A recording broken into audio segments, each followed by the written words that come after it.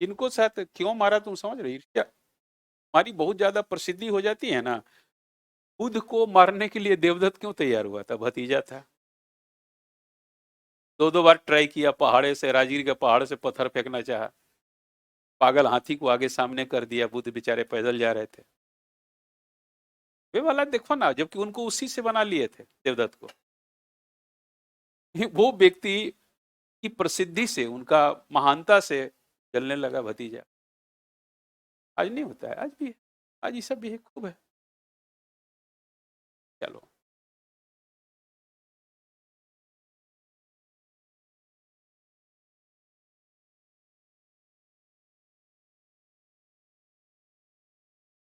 अशोक कुमार।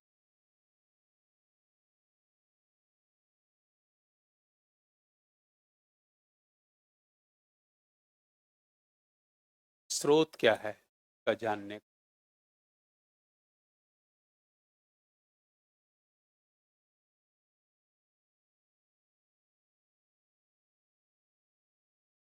स्रोत क्या है ये देखें, हमारे पास सोर्सेज क्या है। एक तो है अशोका वदान।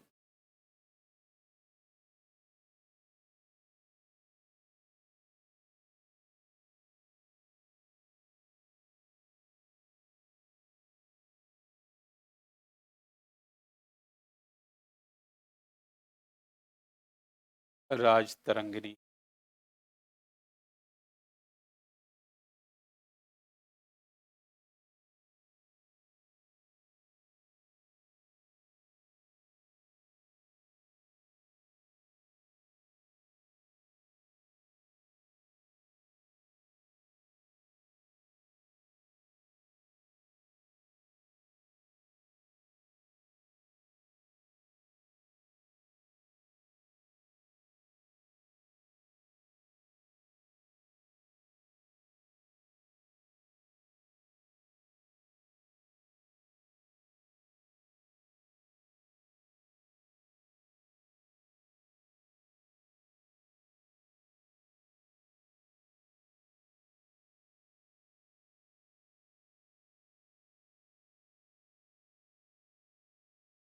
राजवंशावली।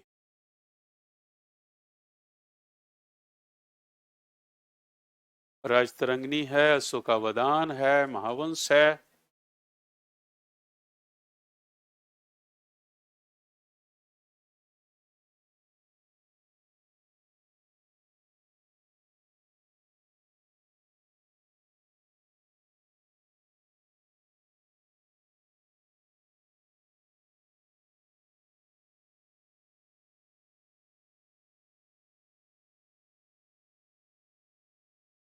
एक और भी है, दिव्यावदान।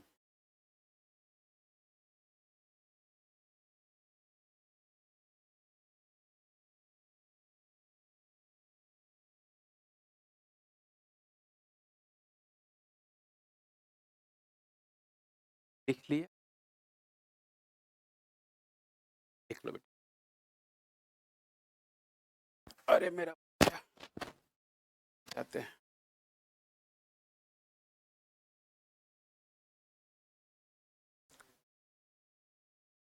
आज बच्चा का संख्या कुछ कम है, दो चार।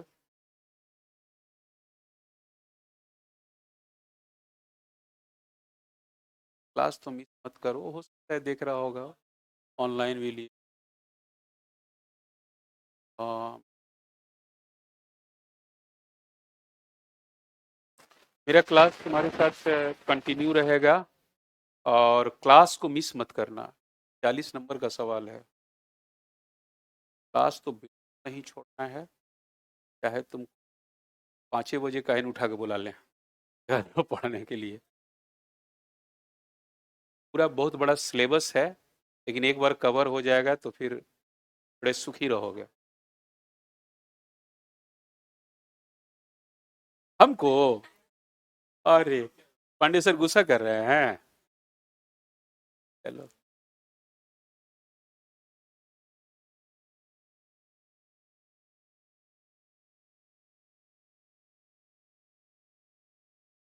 इसे विभिन्न उपाधियों से हम जानते हैं। इन सब उपाधि से चंड अशोक, इसको क्या कहा गया है? चंड अशोक।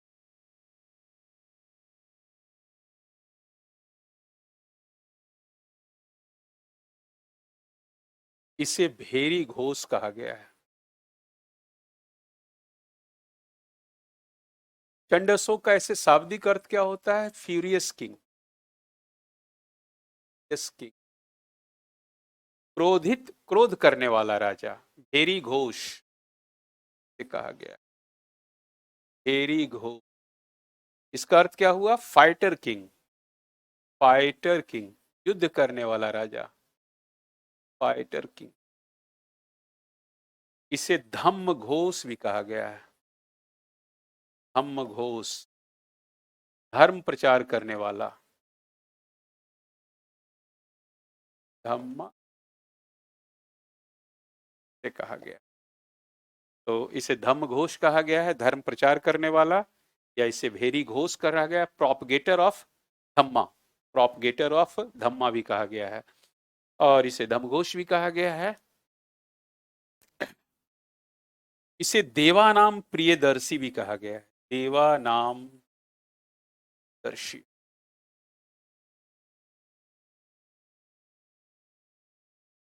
देवा नाम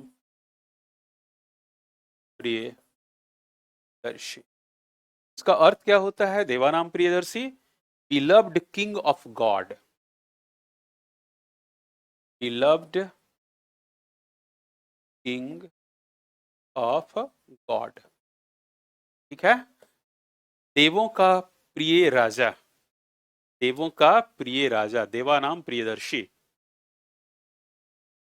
इसे बुद्ध शाक्य भी कहा गया है, बुद्ध शाक्य,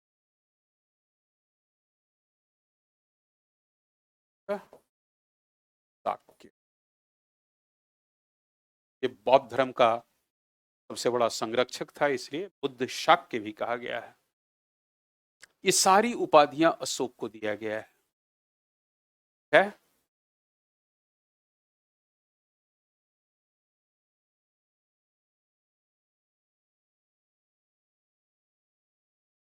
तो देखो, इसे चंड अशोक या फ्यूरियस किंग क्यों कहा गया? Because he was an ambitious ruler, he killed his 99 brothers and became the ruler of the Maurya। इसने 99 भाइयों की हत्या कर दिया था। एक इसका छोटा भाई था 30, उसको छोड़ दिया था। Why? Because Bindusar did not want to appoint him as a successor of Maurya dynasty.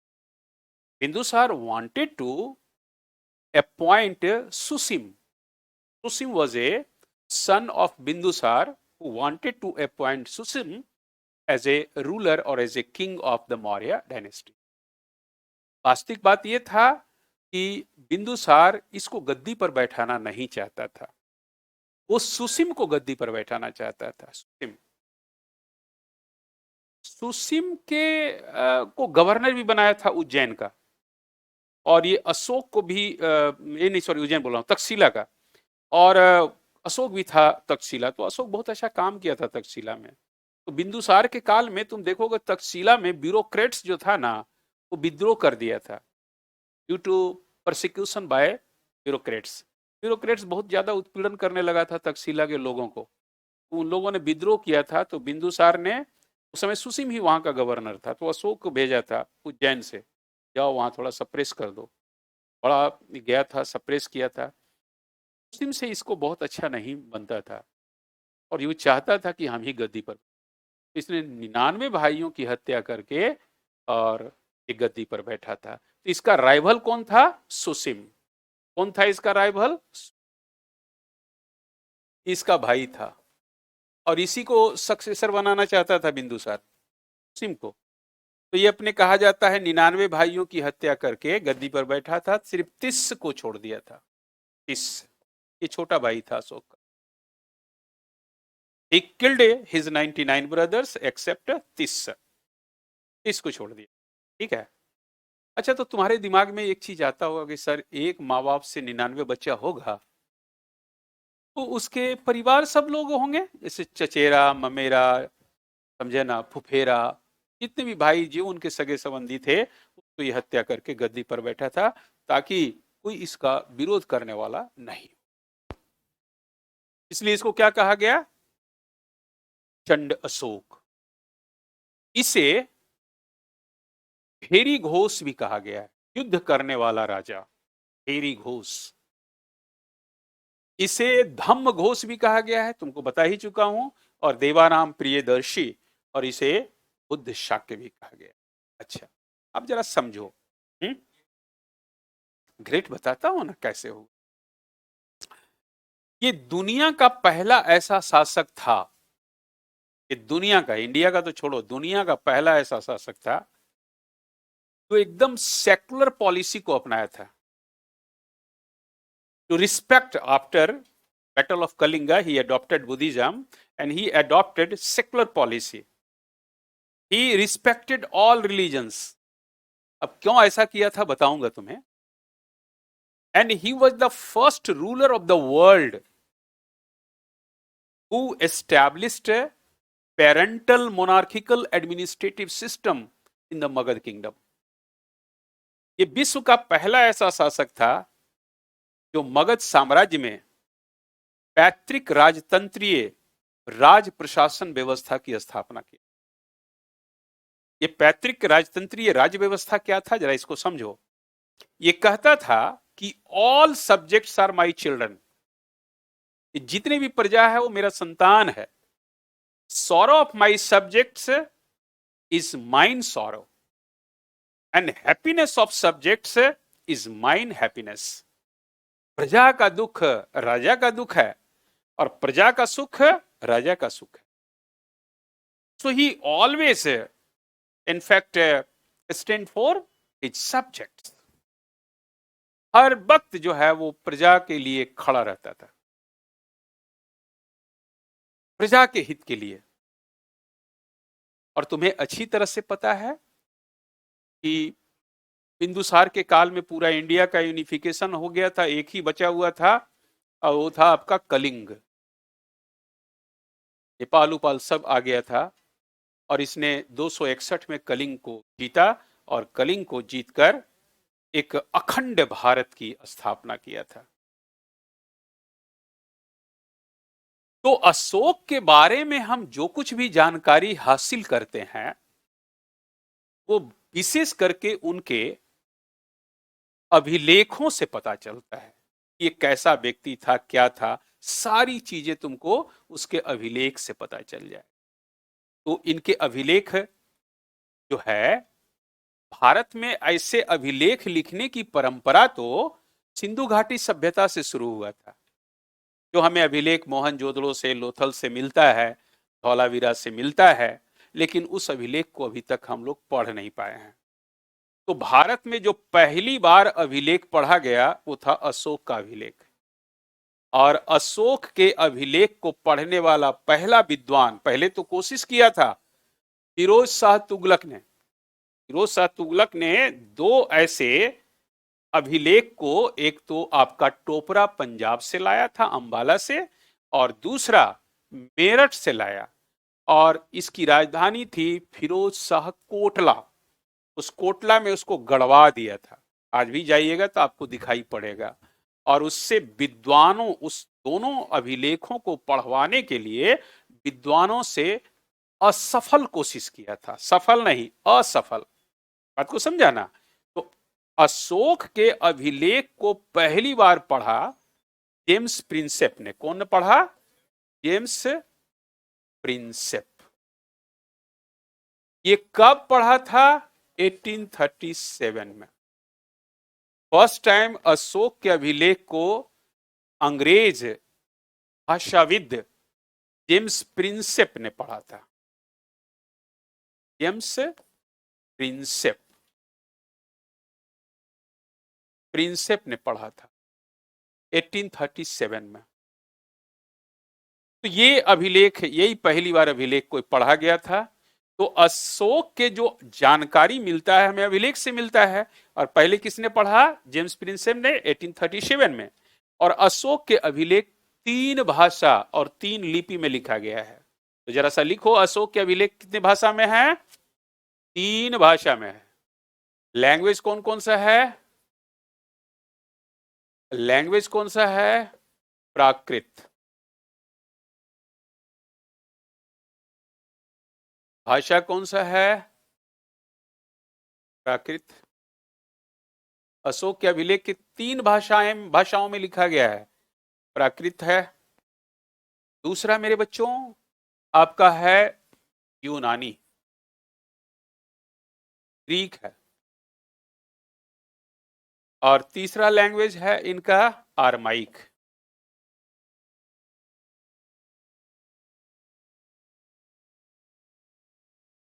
आरमाइक। और इसमें 3 लिपि का भी प्रयोग किया गया है।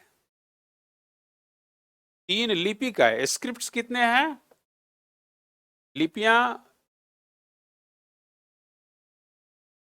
कितने हैं? 3 है। 3 लिपि, 3 लैंग्वेज। तो ये लिपि कौन सा है? ब्राह्मी लिपि।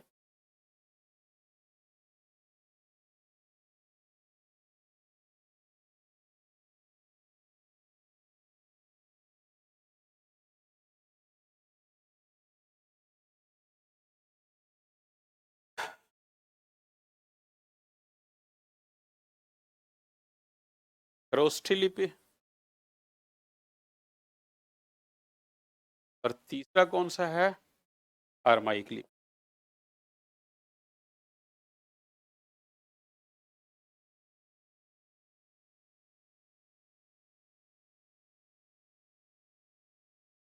खरोष्ठी। ठीक है, 3 लिपि है और 3 भाषा है।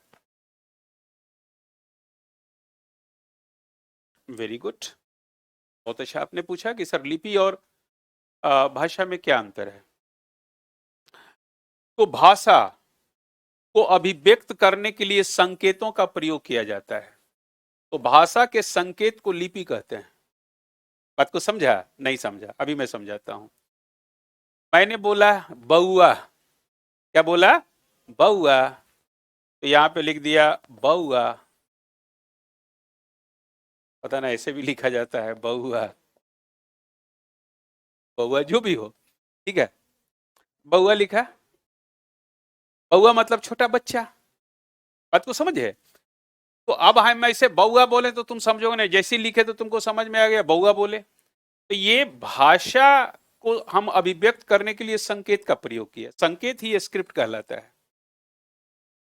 तो भाषा की अभिव्यक्ति संकेतों के माध्यम से होता है।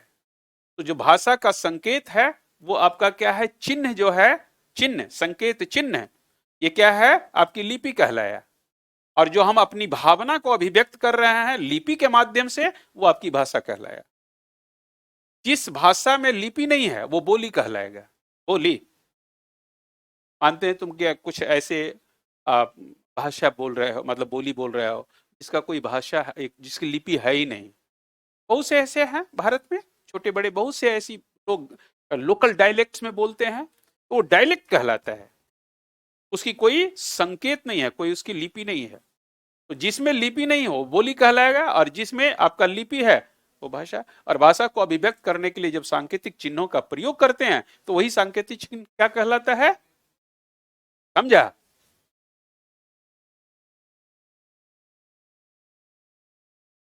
अच्छा,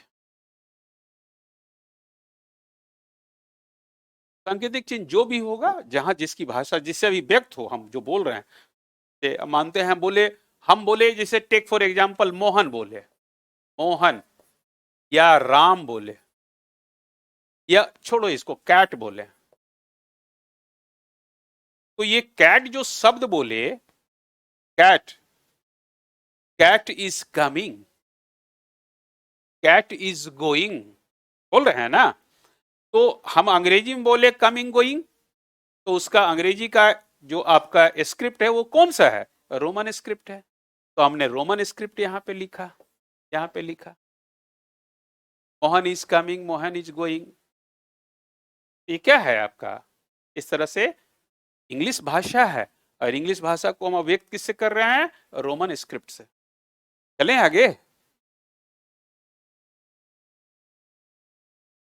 तो देखो 10 बजे तक तुमको छोड़ेंगे, काहे परेशान हो रहे हो? फिर 10:30 से मेरा क्लास भी है। जरा सा देखो ये कौन कौन से लिपि हैं। एक दो चीज इसमें और पूछ देता है, इसको जरा लिख लो। Brahmi script was the official script of the Maurya empire. Brahmi लिपि मौर्यों की राजकीय भाषा लिपि थी। And Prakrit language was the official language of the Maurya empire. Brahmi लिपि मौर्यों की ऑफिशियल या राजकीय लिपि थी, और प्राकृत भाषा मौर्यों की राजकीय भाषा थी। अब ये क्वेश्चन में पूछ देता है, फिर से बोलता हूं। Brahmi script was the official script and Prakrit language was the official language of the Maurya Empire। दोनों आ गया एक ही साथ। ब्राह्मी लिपि एवं प्राकृत भाषा मौर्यों की राजकीय लिपि व भाषा थी।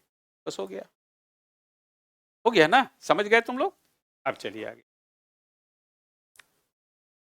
और अधिकांश जो अभिलेख मिले हैं वो आपके ब्राह्मी स्क्रिप्ट और आपका प्राकृत भाषा में है। बाकी कुछ ही मिले हैं आपके ग्रीक लैंग्वेज और आरमाइक लैंग्वेज में। ठीक है, तो अब जरा सा आप चलो, कौन कौन से आपके लिपि हैं जो इंपॉर्टेंट हैं।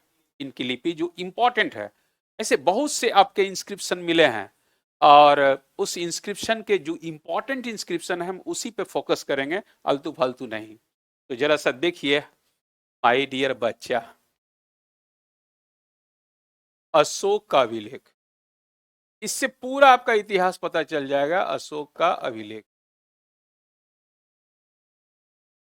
Inscription of Ashoka.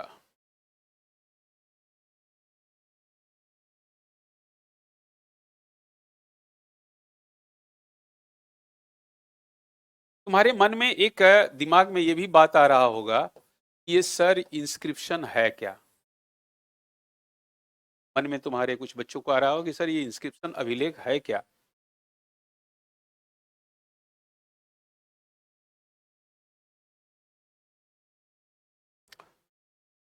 देखो, ये पत्थर का स्तंभ है, पिलर है, या छोटे बड़े चट्टान है। ठीक है, ये मिर्जापुर का नाम सुना होगा, यूपी में है। यहां से ये लोग ये आपके बलुआही पत्थर का ये लोग लाते थे। पत्थर बड़ा ही नुकीला और बहुत ही नुकीला कर रहा हूं, बहुत ही शाइनिंग करने वाला होता था। ठीक है ना। इस पत्थर पे पहले पेपर का इजाद इंडिया में नहीं हुआ था। भुर्ज पत्र पे लिखते थे, या आपका चर्म पत्र पे लिखते थे, बाद में कॉपर पे लिखा जाने लगा। भुर्ज पत्र मैंने बताया ना कि मेघालय में पाए जाने वाला एक भुर्ज पेड़ है, उस पेड़ के छाल को भुर्ज पत्र कहते हैं। छाल को, बहुत ही लंबा छाल निकलता है, ऐसे निकालोगे और बहुत साफ और सुंदर होता है पीछे से, ऐसे अंदर से। केला पे नहीं, ताड़ पत्र से लिखा जाता था, केला पे नहीं। केला तो फिर गड़बड़ हो जाएगा, बहुत उल्टा सीधा बोल देता है, तो सूख जाएगा ना, सूख जाएगा तो सब जीर्ण शीर्ण हो जाएगा। देखा है तुम, केला का पत्ता देखोगे सूख जाता है, वो नहीं होगा, उससे सब गड़बड़ कर देता है। अच्छा सुनो मेरे बच्चों, सुनो, तो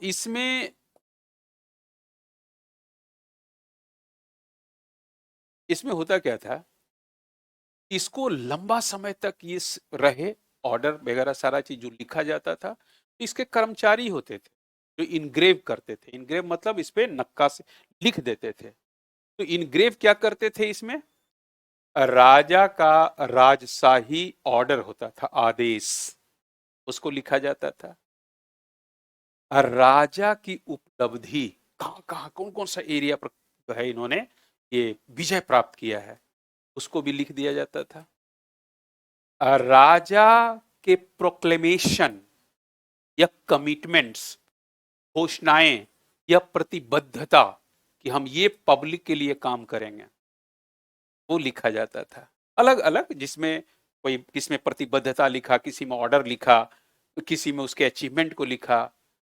तो इसमें प्रतिबद्धता होता था, इसमें अचीवमेंट्स लिखे रहते थे, इसमें कमिटमेंट्स और इसका आपका प्रोक्लेमेशन लिखा होता था, और लिख करके इसे विभिन्न आपने एरिया जो इसका साम्राज्य था उसमें गाड़ दिया जाता था। अब प्रजा उसको पढ़ती थी और राजा के आदेश को पालन करती थी। प्रजा को ये पता चलता थी प्रजा हित के लिए राजा ये काम कर रहा है, उससे बड़ी खुशी होती थी।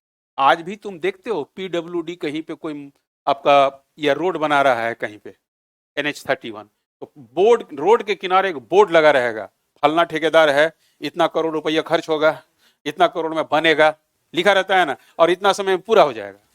पूरा हो या ना हो लेकिन वहां पे लिखा रहेगा। तो आप देखिए कि देखिए कौन बना रहा है, क्या कहाँ घपला होगा कि नहीं होगा। घपला से तो आप जो है दूर रहते हैं, आपको लगता है मुआवजा कुछ मिल जाए बस चलेगा, और यदि कहीं उस एरिया का रंगदार है तो कहेंगे भैया कुछ दो। तो इस तरह से ये आपके इसमें पता चलता। और एक चीज और होता था, इयोलॉजी। इयोलॉजी ये प्रशस्ति पत्र को कहते हैं, प्रशंसा में, राजा के प्रशंसा में लिखा गया।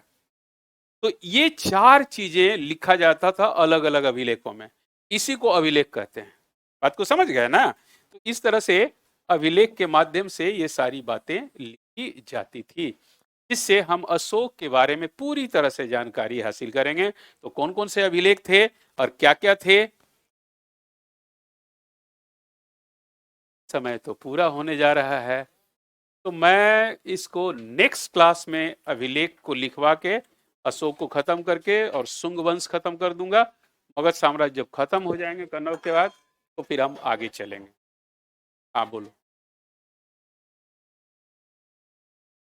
फिर से बोलो।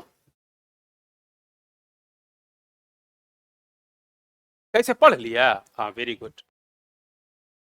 देखो, इसके लिए एक तुमको हमने बताया था ना कि ये लोग बहुत बड़े लिंग्विस्ट होते थे, एक्सपर्ट होते थे। तो शब्दों को विभिन्न जगह से उसको मिला करके और उसको देखते थे इस शब्द कैसे बनता है। तो वो विभिन्न शब्दों को मिला के ब्राह्मी लिपि कैसे आया, ब्राह्मी लिपि में कौन सा अक्षर कैसे लिखा गया। आप जैसे एक एग्जाम्पल देता हूं।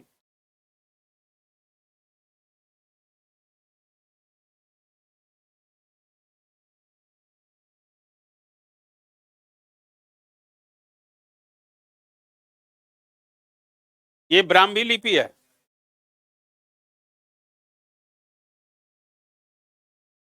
तो अभी के समय में देवनागरी लिपि कैसे लिख रहे हो? क। तो ये इस तरह से हमें लिखा हुआ मिलता है, इसको पढ़ा गया। इस तरह का जो मिल रहा है वो अ है, इसको पढ़ा गया। तो तुलनात्मक रूप से स्टडी करते करते ये एक एक चीज को पढ़ता शुरू किया, और पढ़ते पढ़ते उसको समझ में आया कि ये देवा नाम है, ये फलना है, ये चिलना है। तो कभी देखना ब्राह्मी लिपि को किस तरह से देवनागरी लिपि से जोड़ा गया है, देवनागरी लिपि से जोड़ा है। तो ऐसे तो ये ब्राह्मी लिपि जो है ये आपका संस्कृत का ही एक पार्ट है, और ब्राह्मी लिपि उसको कहा जाता था। ठीक है, तो ये ब्राह्मी लिपि से निकला हुआ फिर आपका देवनागरी लिपि भी है। देवनागरी लिपि निकला कहाँ से? इसी ब्राह्मी लिपि से निकला है। जो हम देवनागरी हिंदी में बोलते हैं या संस्कृत में लिखते हैं, इसी का तो पार्ट है ब्राह्मी से। धीरे धीरे लोग जानना इंपॉर्टेंट है। मायरर इंस्क्रिप्शन,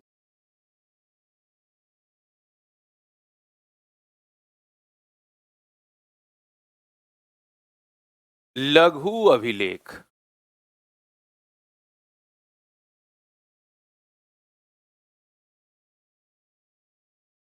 ठीक है, लघु अभिलेख में हमें जो इंपॉर्टेंट है उस पे हमें फोकस करना है।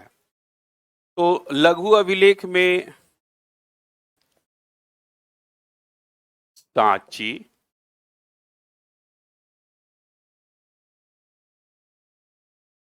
सारनाथ,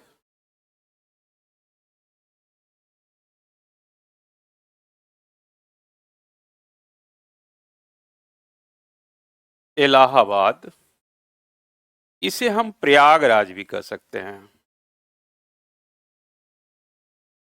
प्रयागराज, ये सारे इंस्क्रिप्शंस हैं।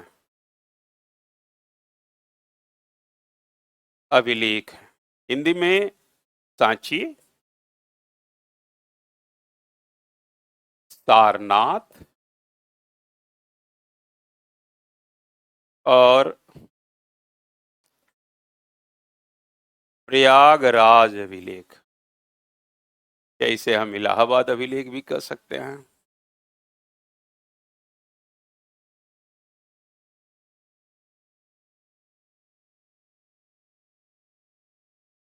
इसमें कुछ अभिलेख और भी हैं। लुम्बिनी अभिलेख,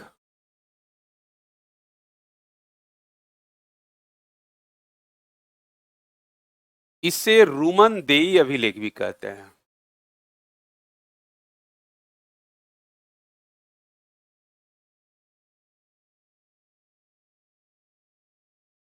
लुम्बिनी अथवा रूमनदेई इंस्क्रिप्शन एक ही है।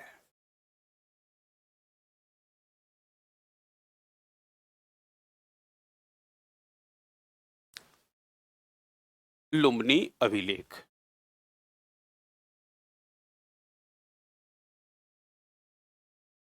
हाब्रू अभिलेख, मैं वही अभिलेख लिखा रहा हूं जो क्वेश्चन में आते हैं, कोई आलतू फालतू अभिलेख नहीं। हाब्रू इंस्क्रिप्शन, ठीक है।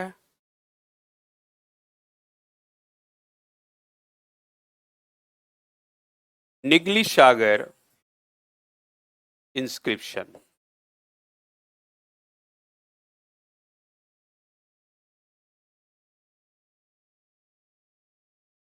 सागर अभिलेख।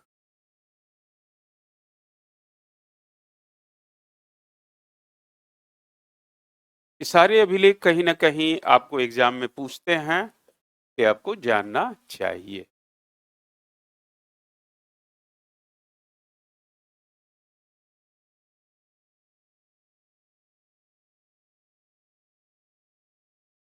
हाब्रू अभिलेख, लुम्बिनी अभिलेख।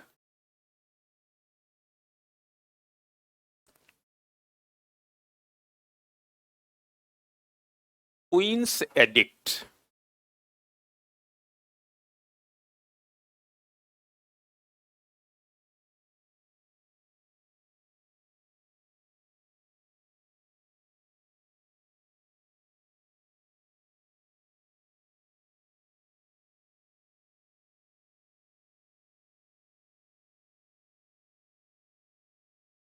हिंदी वाले बच्चे क्वींस भी लिख देंगे। महारानी का अभिलेख या क्वींस जरूर लिखिएगा हिंदी वाले बच्चे।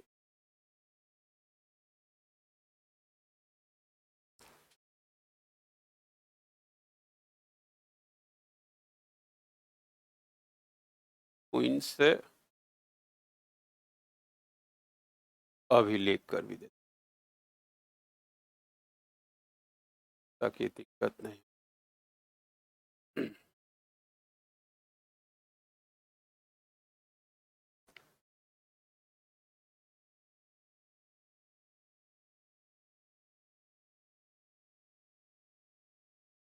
भाबरू अभिलेख, लुम्बिनी अभिलेख, नगली सागर, queen addict.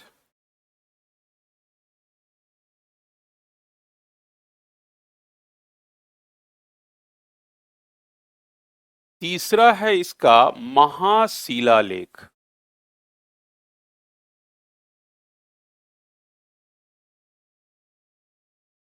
Major rock edict.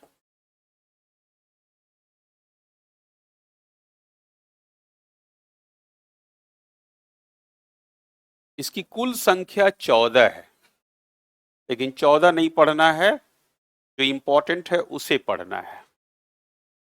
जैसे आपका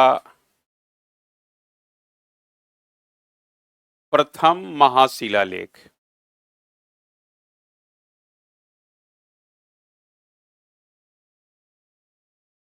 दूसरा महाशिलालेख,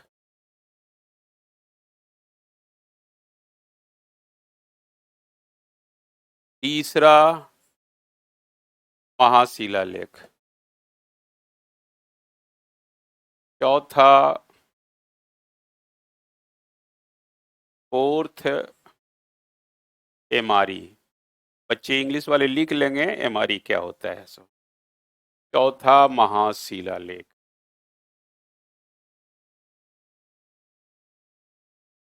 fifth MRE.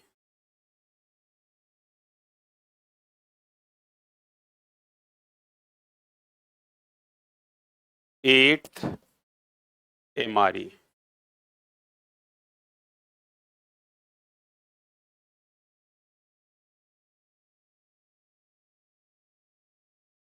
Thirteenth MRE. Hindi वाले बच्चे लिख देंगे प्रथम महाशिलालेख।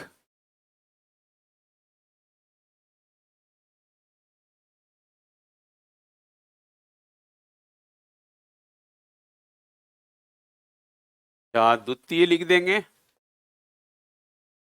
शिलालेख। तृतीय महाशिलालेख। चतुर्थ महाशिलालेख। पांचवा महाशिलालेख।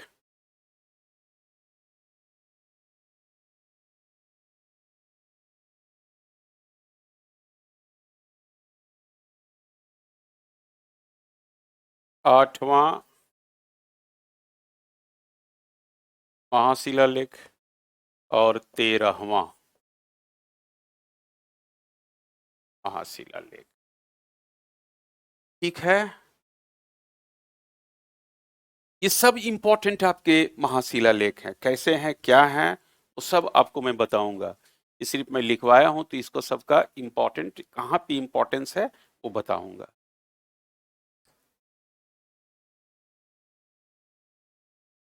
एक चौथा है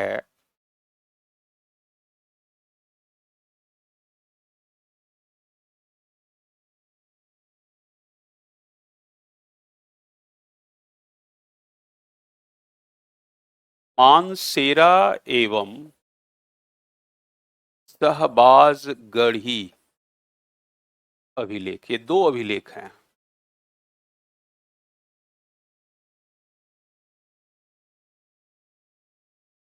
एक पांचवा है गांधार अभिलेख।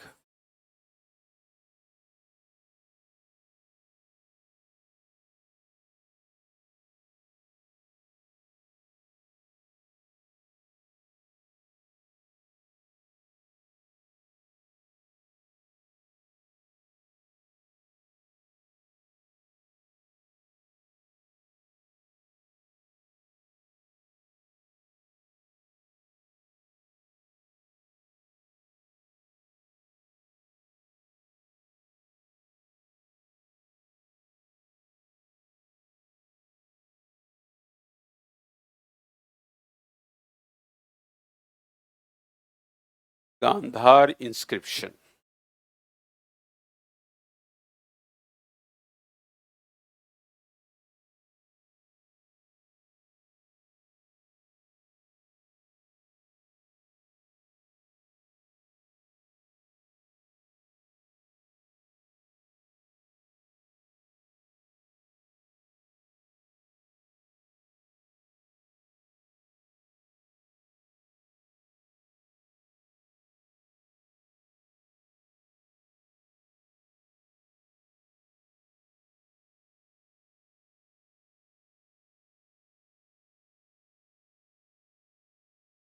All are very, very important inscriptions which give a flood of light on the achievements of Ashoka, his religious policy, his political socio-policies, and the relation between the Magad kingdom and other countries. ये सारा इसी से हमें पता चल जाएगा। तो इस सारी चीजों के बारे में हम जानेंगे और एक एक करके आपको बताते चलेंगे। तो कैसे क्या क्वेश्चन पूछेगा वो सब चीज आपको इसमें आ जाएगा। इससे ज्यादा क्वेश्चन में नहीं आता है। जरा सब एक एक करके हम आते हैं। जैसा कि हमने बताया कि अशोक अपने 99 भाइयों की हत्या करके गद्दी पर बैठा था। इसका हमें वर्णन कहाँ मिलता है? दिव्यावदान और अशोकावदान नामक ग्रंथ है, बौद्ध ग्रंथ। उसी में वर्णन मिलता है कि 99 भाइयों की हत्या करके गद्दी पर बैठा था।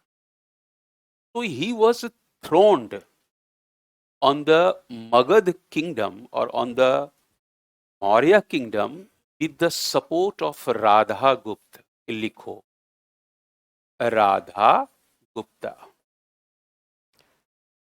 अशोक राधा गुप्त के सहयोग से राजगद्दी को प्राप्त किया था।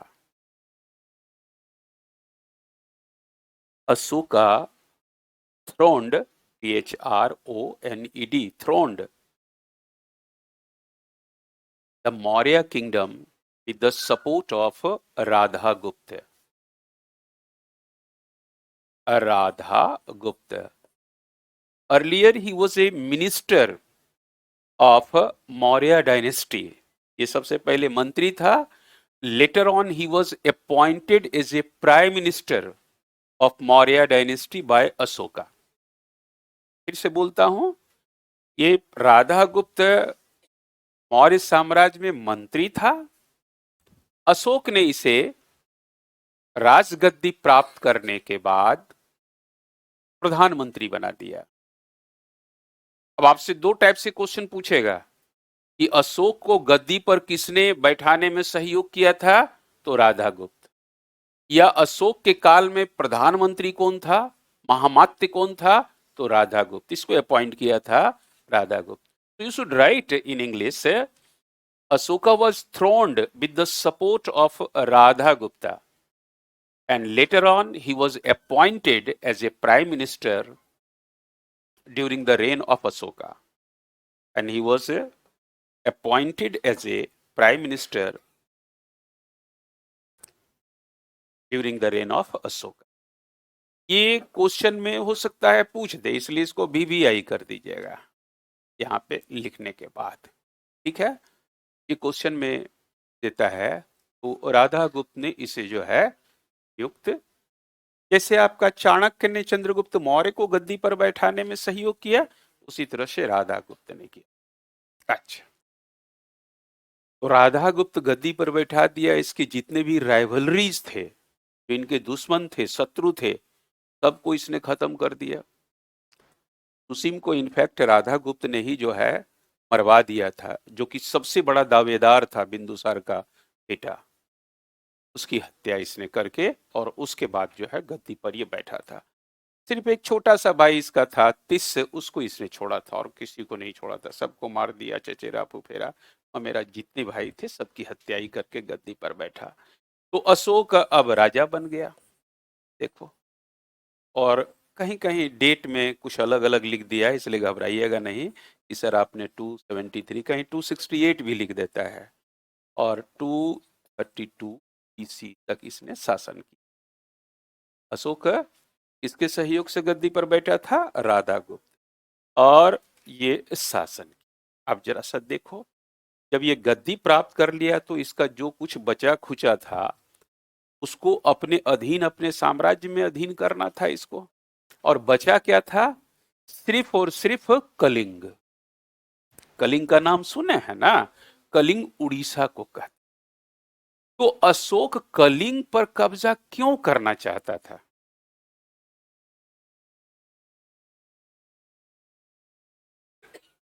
कलिंग पे कब्जा क्यों करना चाहता था? पहली बात तुम बोलोगे कि ये वही एक ऐसा राज्य रह गया था या साम्राज्य रह गया था जो इसको अपने अधीन करना था।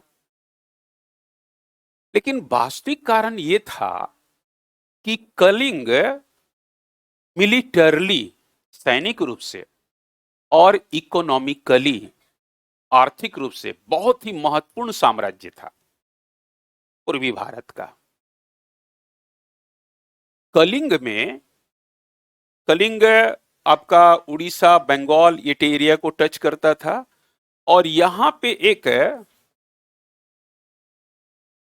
ताम्र लिप्ति सीपोर्ट था, ताम्रलिप्ति सीपोर्ट। ये सीपोर्ट से ये साउथ ईस्ट एशिया, जो साउथ ईस्ट है, आगे की वीडियो को देखने के लिए आस्था IAS अकेडमी ऐप डाउनलोड करें।